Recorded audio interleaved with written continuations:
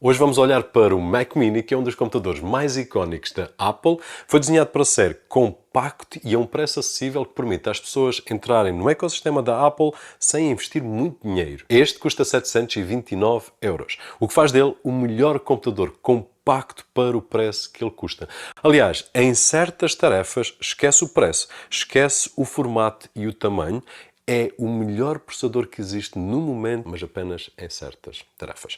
No entanto, os 729 euros que estão aqui rapidamente conseguem subir até um máximo de 5.480 euros se fizermos os upgrades completos. E esse será um dos tópicos que eu hei de partilhar contigo daqui a alguns dias. Aliás, o meu Mac Studio com M1 Max que está lá atrás tem menor performance de CPU que qualquer um destes que está aqui. E uma das perguntas interessantes que eu quero partilhar contigo é: será que vale a pena eu fazer o upgrade do Mac Studio com o M1 Max para um destes Mac Minis com o M4 ou M4 Pro? Ou não? Na minha opinião, se houve alguma vez uma altura espetacular para entrarmos no ecossistema Apple e comprar um Mac Mini, esta é uma delas.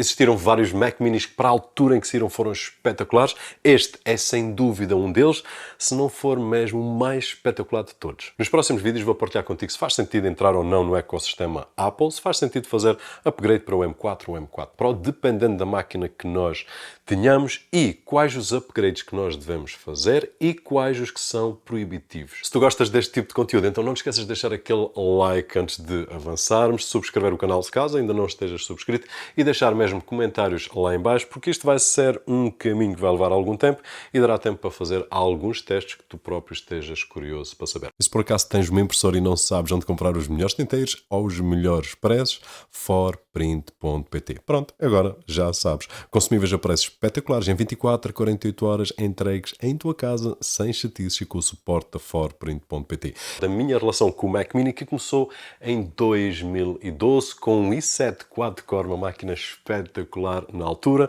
exatamente com este formato que tu estás a ver aqui. No entanto, em 2014, antes da apresentação da Apple, não existiam tantos rumores e coisas já certas como hoje. Eu vendi o meu i7 de 2012 para poder comprar na altura da saída de 2014. Acontece que foi um completo flop. Saiu um modelo com dual core, ou seja, muito menos performance do que aquilo que nós tínhamos no de 2012. Foi uma desilusão completa para a malta que tinha Mac Minis e que queria fazer um upgrade como deve ser em performance. O que aconteceu foi que eu depois tive que andar à procura de um Mac Mini em segunda mão. Acabei por comprar outro modelo de 2012 que me durou até 2018, quando saiu realmente um upgrade como deve ser, e eu adquiri um com processador i5. Aí já havia a opção de i3, i5 e i7, e o i5 foi aquilo que foi mais equilibrado em termos de preço, em termos de temperaturas e em termos de performance. Instalei 32 GB de RAM naquele menino, eu partilhei tudo aqui com a comunidade e ficou comigo até 2022, altura em que saiu o Mac Studio com o M1 Max, que é a máquina que me acompanha no dia-a-dia para fazer estas coisas que eu faço aqui contigo. No entanto, se tivesse saído na altura do M1 Max um Mac Mini com o M1 Pro, essa tinha sido a minha escolha, porque era suficiente para o tipo de trabalho que eu estava a desenvolver e ainda pouparia cerca de 1000 euritos. Mais tarde eu acabei por comprar um Mac Mini M1, que é este que está aqui ao meu lado, para que o Daniel, que é o meu filho mais velho, me ajudasse em algumas tarefas, e tarefas essas que envolvem programas que estão do lado do Windows, programas que estão do lado do macOS. E se tu ainda estás aqui, muito rapidamente, o Mac Mini aparece a primeira vez em 2005 com o processador PowerPC G4 da Apple.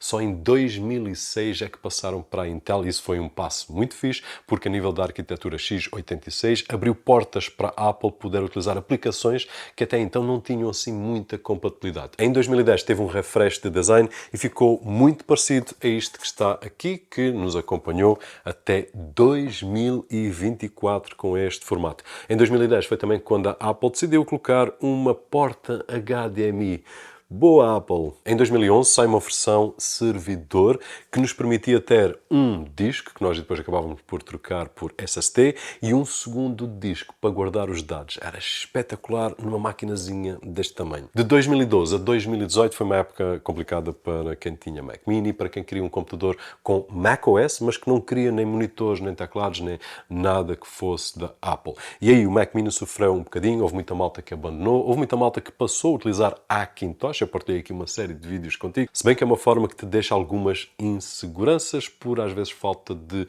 estabilidade no sistema. Mas na altura quem queria ter uma máquina com os gráficos mais valentes tinha que ir para um iMac, já com o monitor integrado, ou então para um MacBook Pro, para poder ter na altura as Nvidia, que sempre ajudavam em renderização e outros trabalhos. Portanto, o Mac Mini era a mesma coisa que estava encostada para a Apple e que eles não ligaram assim nada de especial. Em 2020, então, a Apple faz uma jogada espetacular, que é deixa de utilizar os CPUs Intel e passa a utilizar os seus próprios CPUs, tal e qual como foi na origem. E quando eu digo espetacular, não tem a ver com utilizar CPUs de Intel, ou AMD ou da Apple, tem a ver apenas com a tecnologia que eles têm conseguido desenvolver e aquilo que está hoje aqui nas nossas mãos. É simplesmente isso. Em 2023, então, fazem um upgrade para o M2 e o M2 Pro.